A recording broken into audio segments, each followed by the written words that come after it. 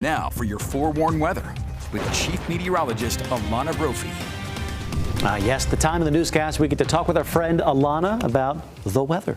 What do you think?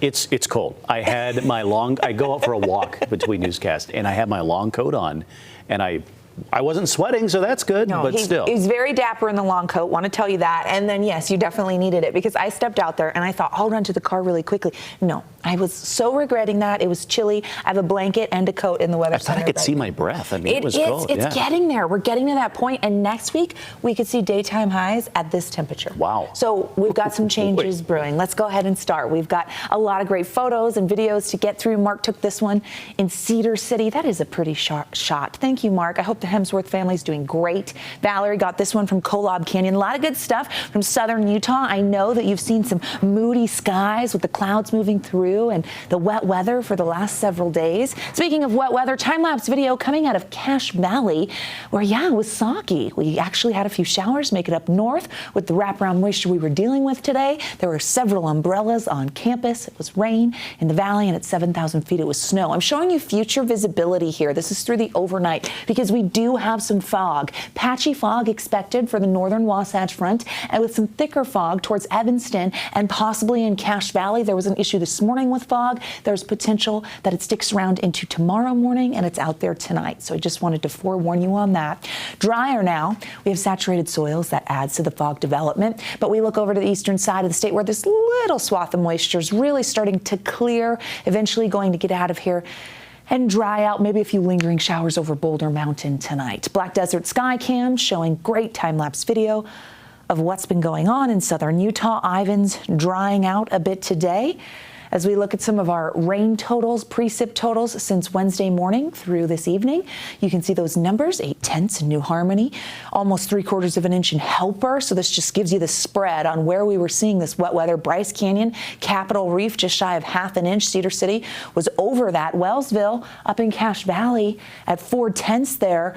USU, that number went up. It was closer to 1/4 of an inch now, almost 0.4. South Weber, Brigham City, St. George, all doing well. We did have some measurable moisture at Salt Lake International. I believe it was 0.07. Not a tremendous amount, but it was something. As we look at our drought monitor, we'll take something, right? The newest numbers are out on Thursdays. In red, you see that extreme drought, which is sitting at 4%. But after weeks of not seeing any movement, we actually see this darker orange. Saw a decline in our severe drought. It's now at 39%, went down about 5%, which is really good news. And then as we go back, come with me to October 1st. You look at the numbers before we had that record month. Look at the severe drought and extreme drought in particular, because we have seen massive gains in both of those areas thanks to the wet weather we have seen, so we know it makes a difference. And we'd like a more active storm track for the north if we could get one. Satellite radar shows that southerly flow. We've got clouds on the eastern side of the state and really drying out. This is what it looked like from Eagle Point earlier. Stunning sunset. That was just such a capture. Absolutely loved it. Temperatures right now in the 30s and 40s, dropping rapidly. Still 50 in St. George, 40s on the eastern side of the state, 30s popping up in portions of the Wasatch Front. 40s with mostly cloudy skies as we get through the next several hours. We do have a winter weather advisory for the LaSalles and Navajos. You know that area on the radar I just showed you where moisture's hung on?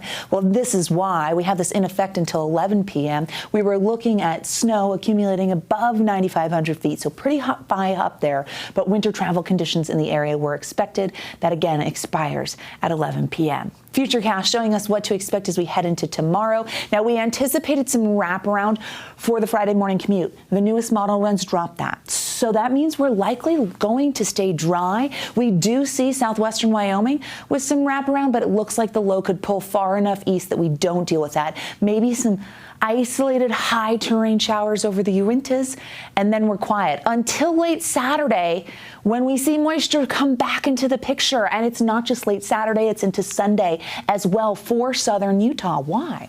Well, here's the low that's exiting. Here's the other low that digs pretty far south. As that lifts to the east of us, we get wraparound moisture from that one, which is why southern Utah has the potential of seeing some showers late Saturday and into Sunday. Southeastern Utah will see it on Sunday.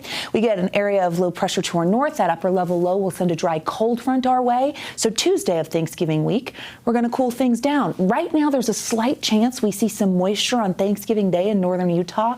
It's a small chance. We're going to watch it closely. As we talk about Thanksgiving, we have to look at the extremes. It's not going to be in the 60s. It's not going to be single digits. And even if we get some light precip, probably not going to break that record. So it won't be an extreme Thanksgiving by Salt Lake City standards, but it should be decent. 40s and 50s for tomorrow, 56 in Moab, 58 in St. George. Temperatures starting to rebound in the south, getting warmer. Slight chance on Saturday. I think that's going to focus on south central and southeastern Utah. Nice Thanksgiving with 60 degrees in southern Utah. Here's the Wasatch Front. Isolated showers. Temperatures staying above average until that dry cold front Tuesday knocks us down into the 40s. Daytime highs in the low to mid 40s. Tonight, I barely made it, and it was the mid 40s. I don't know how I'm going to do it, but look at Thanksgiving, upper 40s there, maybe some rain.